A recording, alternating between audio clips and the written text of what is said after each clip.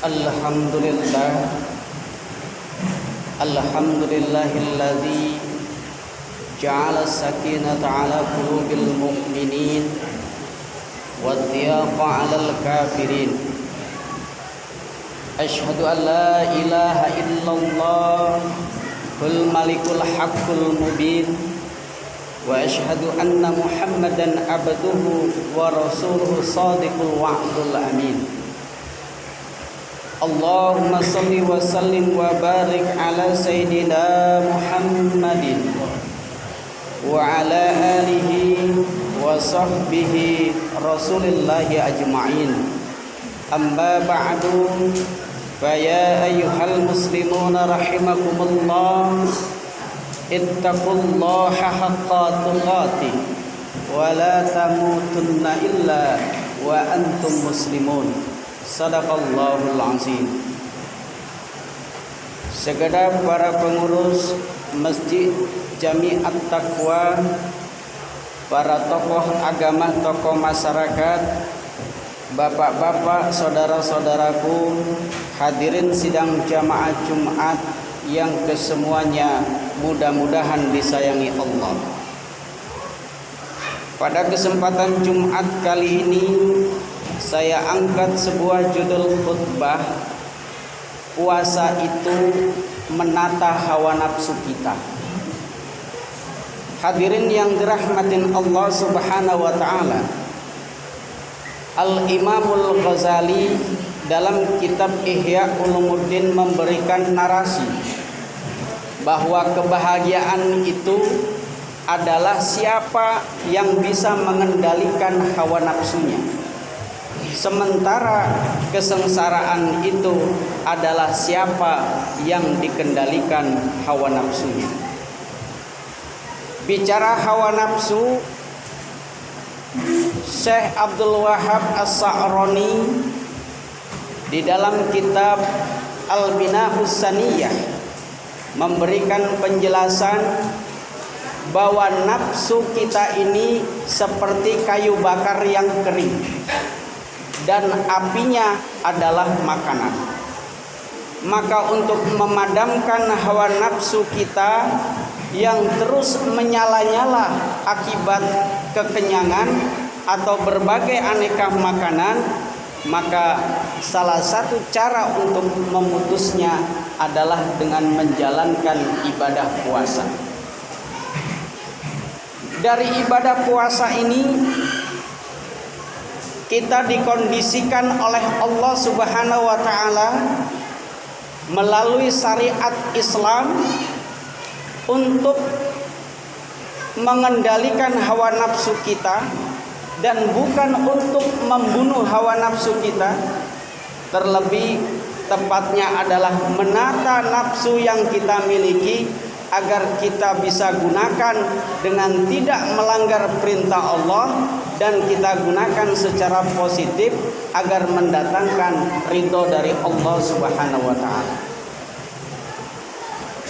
Maka bicara hawa nafsu ini di dalam ibadah puasa kita, Imam Al-Ghazali dalam kitab Mizanul Amal itu memberikan 3 tingkatan terkait dengan hawa nafsu. Yang pertama adalah orang-orang yang dalam kelompok dikendalikan sepenuhnya oleh hawa nafsu dan sama sekali dia tidak bisa mengendalikan hawa nafsu yang dia miliki. Inilah yang kemudian memperturutkan hawa nafsu, menjadikan hawa nafsu sebagai Tuhan kita, di mana setan akan riang gembira karena setiap bisikan-bisikan perbuatan yang tercela, setiap pengaruh-pengaruh yang buruk, godaan-godaan kemaksiatan dan perbuatan-perbuatan terlarang lainnya itu mudah kita laksanakan karena kita termasuk kelompok orang awam, kelompok orang yang dikendalikan hawa nafsu dan tidak punya kekuasaan untuk mengendalikan nafsu kita sendiri.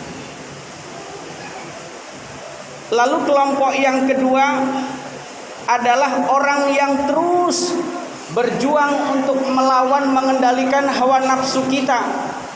Yang catatan dalam kelompok ini adalah terkadang kita menang dan terkadang kita juga kalah. Dan ini merupakan kelompok orang-orang yang soleh. Orang yang soleh yang bisa sesekali salah. Orang yang soleh yang terkadang juga mendapat bisikan setan untuk melakukan keburukan, tetapi juga kerap sekali dia mendapatkan kemenangan untuk melawan hawa nafsunya, karena dia menyadari betul bahwa hawa nafsu yang ia miliki harus dikendalikan dan ditata dengan baik.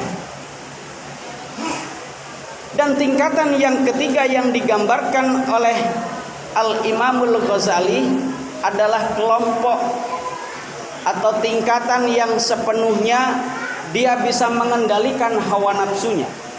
Dan ini adalah kelompok yang digambarkan dimiliki oleh para nabi dan para waliullah. Subhanallah walhamdulillah.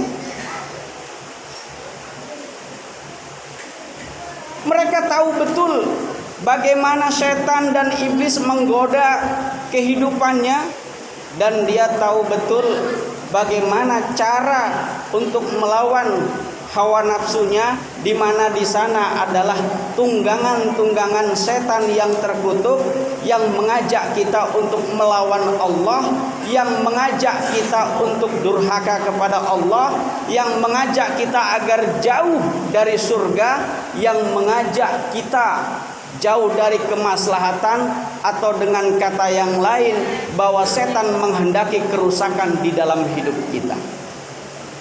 Bapak-bapak, saudara-saudaraku, hadirin sidang jamaah Jumat yang dirahmatin Allah Subhanahu wa taala.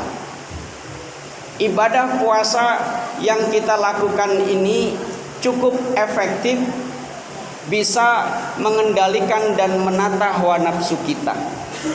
Kita punya waktu 24 jam. Dalam konteks puasa tidak boleh makan dan minum, ternyata kita juga boleh makan minum pada waktu yang Allah tentukan, yaitu pada waktu sahur dan berbuka. Begitu juga bagi mereka yang punya pasangan suami istri, pada saat puasa tidak boleh atau dilarang untuk melakukan hubungan suami istri di kala puasa atau di siang hari. Tetapi pada waktu yang lain hawa nafsu itu boleh disalurkan secara syar'i, secara halal, dan tentunya ketika kita tidak sedang berpuasa. Jadi puasa kita ini adalah mengatur, melatih, menertibkan, menata hawa nafsu yang kita miliki. Lalu pertanyaan kita adalah bagaimana agar puasa yang kita lakukan bisa mengendalikan hawa nafsu kita. Imam Al-Ghazali di dalam kitab Ihya Ulumuddin memberikan 3 cara untuk melemahkan hawa nafsu, melemahkan syahwat kita.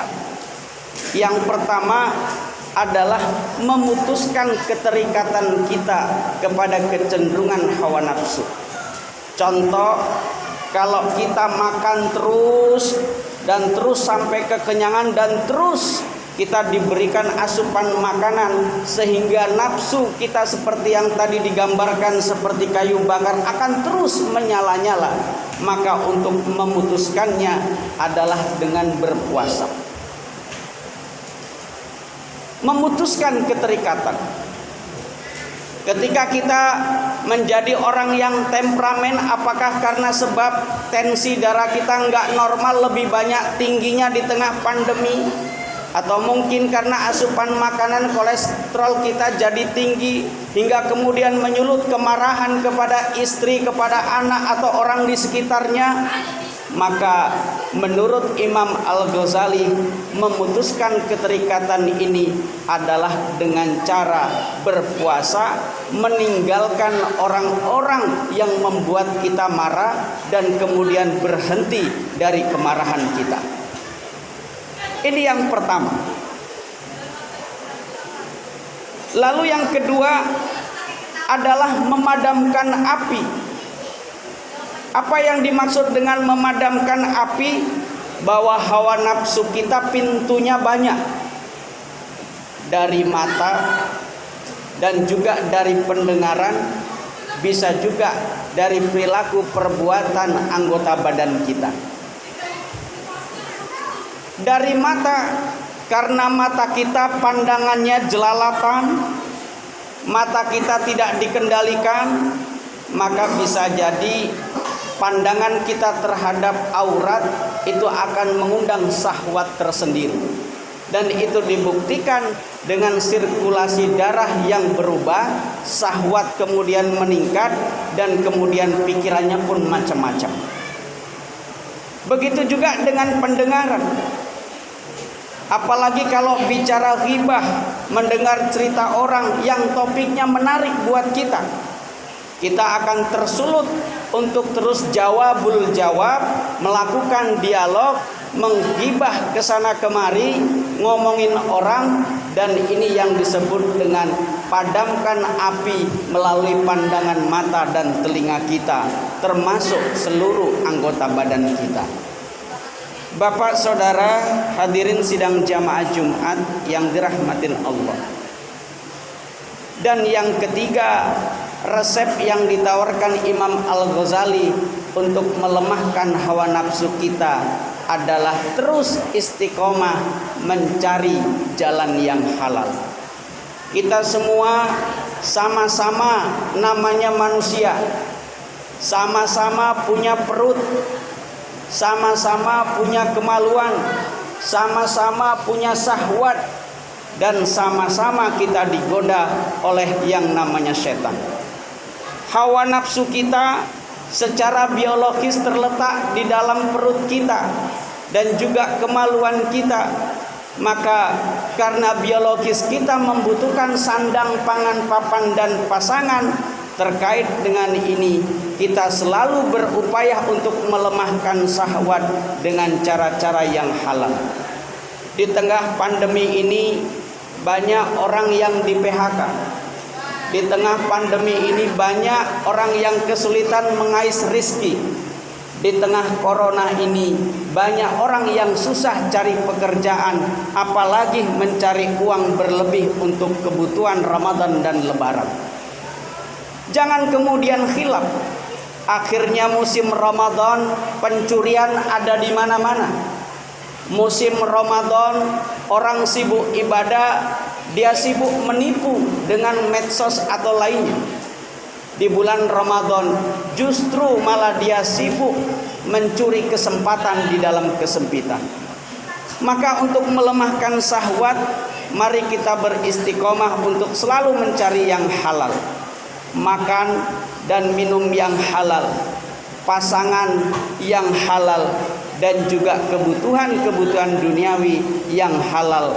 Karena kita semua manusia punya kebutuhan yang sama, insya Allah dengan istiqomah selalu mencari yang halal, hawa nafsu kita bisa kita kendalikan, dan puasa kita bisa menata hawa nafsu kita agar tertata lebih baik sesuai dengan syariat, sesuai yang dimau Allah, agar hawa nafsu yang kita punya bisa mendekatkan diri kepada Allah dan kemudian menjauhkan dari godaan-godaan setan yang terkutuk.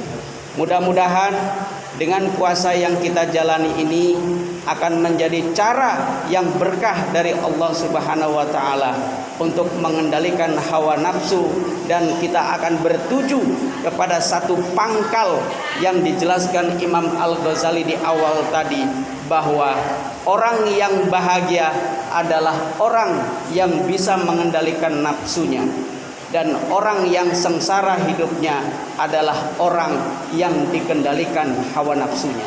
Mudah-mudahan bermanfaat. Barakallahu li wa lakum fil Qur'anil Karim, wa qur rabbighfir warham wa anta khairur rahimin.